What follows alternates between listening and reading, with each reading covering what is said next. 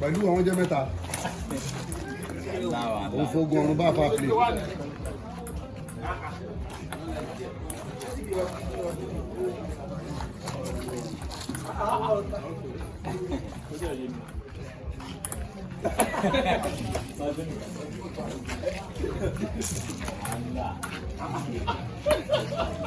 àtàfà àti pásítọ̀ kọ̀ọ̀kan náà làwọn méjèèjì.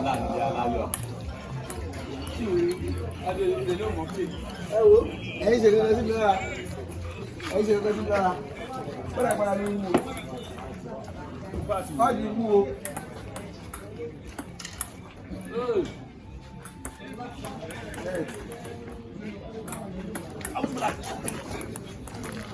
lọ́jì ìdáná a máa ń jà tó gbà fà àwọn ojú ìdáná ní kúrò. ó di ìwọ̀. Dayo afa bala rẹ̀. olúwa ní ìṣọ́ọ̀bù tó ní ojú ìṣẹ̀lẹ̀ ní omi bílẹ̀ nípa kọ̀ọ̀kan. Ore.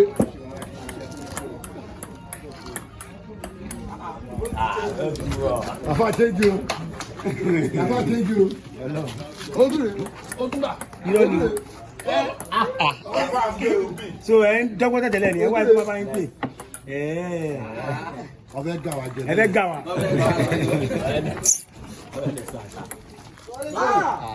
Ìlọrí gbé àbá àti gbé ni.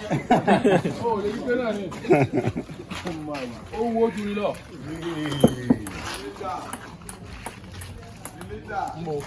Páàdì yẹn ni. Páàdì yẹn ni. Àbí bat. Ní ìlà ṣe ìtàn ìlera jù. Olúwa bá wí. Oúnjẹ. Ore àti kọ́ wípé àyà yóò pa àwọn àlejò ní wọ́n sì fi ìbẹ̀rù gbójú àwọn sátẹ̀lẹ̀ kúrò kọ́ lẹ́nu àlejò mú tí yóò jẹ pé àlejò ti dójú sí mi. Ore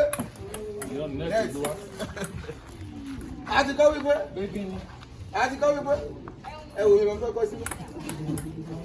Ore ibà yìí fà á mú mi.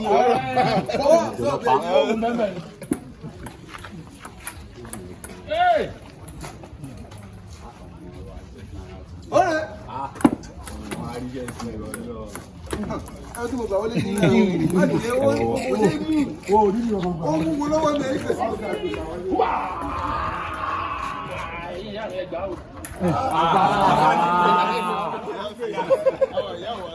Yóò gbà yẹn. Ó jẹ́ lò. Àwọn tí mi láì sí lọ. Ìta. Àwọn tí mi láì lọ, tí mi láì lọ. Àwọn ìyá mi ò lọ.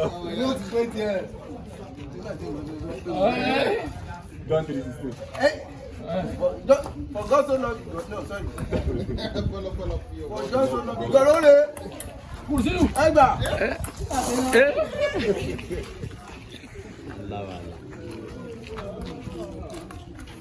Kò sẹ́ni tó fẹsẹ̀ bẹ́ẹ̀ gbọ̀ngàn. Ọya gbé wá.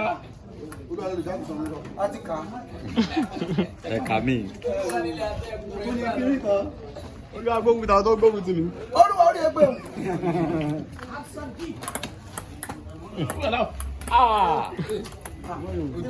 Èmi ò ní múlẹ̀ náà pàdé ẹ̀. Ẹ̀yẹ ilé òkúlẹ̀ òun sì.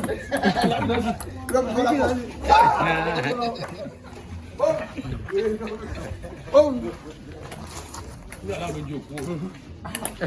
Lórí. Òkú jẹ́ o.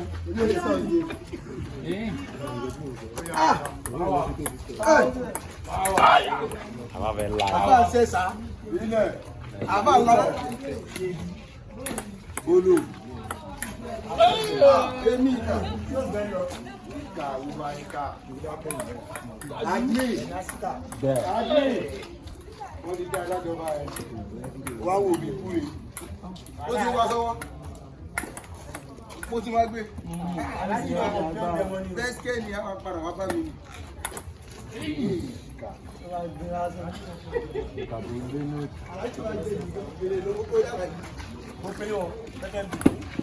Èmi ò ń bẹ́ẹ̀ tí. Àjí máa nà. Láàmú ọkọ̀ tẹ́tẹ́.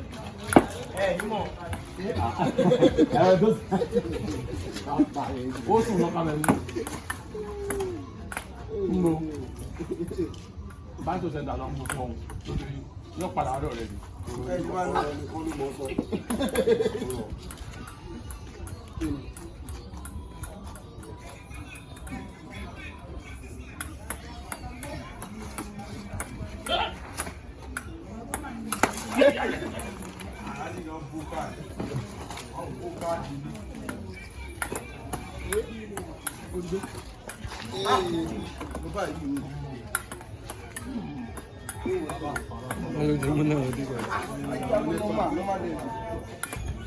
Hello,